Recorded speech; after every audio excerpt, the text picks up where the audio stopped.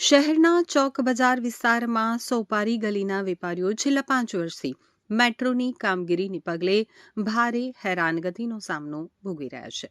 એક તરફ મેટ્રોની કામગીરીને પગલે 60 ફૂટના રસ્તા બંધ કરી અને માત્ર 15 ફૂટનો જ રસ્તો અવરજવર માટે ખુલ્લો મૂકવામાં આવે છે, જેને પગલે વેપારીઓની દુકાન પાસે ગ્રાહકોને ઊભા રહેવાની જગ્યા પણ મળતી નથી।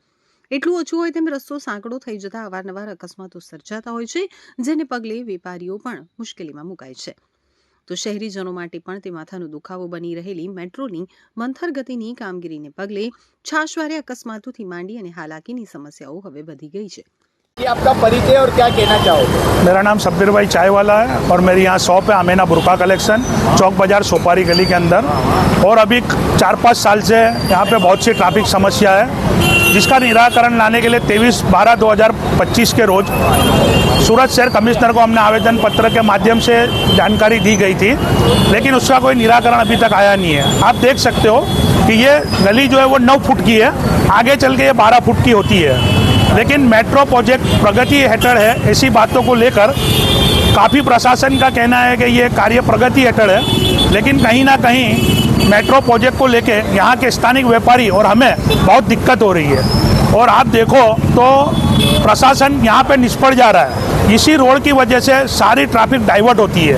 ये एक चोखा वाला मांग कहा जाता है जो एसएमसी पे जाता है, एक मांग जाता है हमारे राजमांग जिसे मेन रोड कहा जाता है। चोखा वाला मांग पहले 60 फुट का था, आज उसे 10 फुट का कर दिया है और 50 फुट बंद कर दिया है। हमें उसकी दिक्कत नहीं है। मेट्रो प्रोजेक्ट अगर प्रगति करता है, लेकिन तकलीफ देना पर प्रजा को प्रशासन के द्वारा तकलीफ देना यह गलत बात है। 5 વર્ષથી મેટ્રોની ચાલી રહેલી કામગીરીને પગલે ખાસ કરીને કોટ વિસ્તારના નાગરિકો અને વાહન ચાલકો રીતસરના ત્રાહિમામ પુકારી ઉઠ્યા છે। આ સ્થિતિમાં આજે ચોક બજાર વિસ્તારના વેપારીઓનો આક્રોશ 7મા આસમાને પહોંચ્યો હતો। તેઓએ ભારે સૂત્રોચ્ચાર અને વિરોધ પ્રદર્શન વચ્ચે મેટ્રોની કામગીરીને કારણે વેપાર ધંધાને માઠી અસર પહોંચી હોવાની વાત સાથે છાશવારે સર્જાતા અકસ્માતોની વાત કરી હતી। આ અંગે વેપારીઓએ પોતાનો આક્રોશ વ્યક્ત કરતા જણાવ્યું હતું કે સ્થાનિક કોર્પોરેટરો અને ધારાસભ્યો દ્વારા પણ આ સમસ્યા અંગે ધરાર આંખ આડા કાન કરવામાં આવી રહ્યા છે, જેને પગલે ના છૂટકે હવે વેપારીઓ દ્વારા સૂત્રોચ્ચાર સાથે વિરોધ પ્રદર્શન કરવાની ફરજ પડી રહી છે। ये आपનું નામ?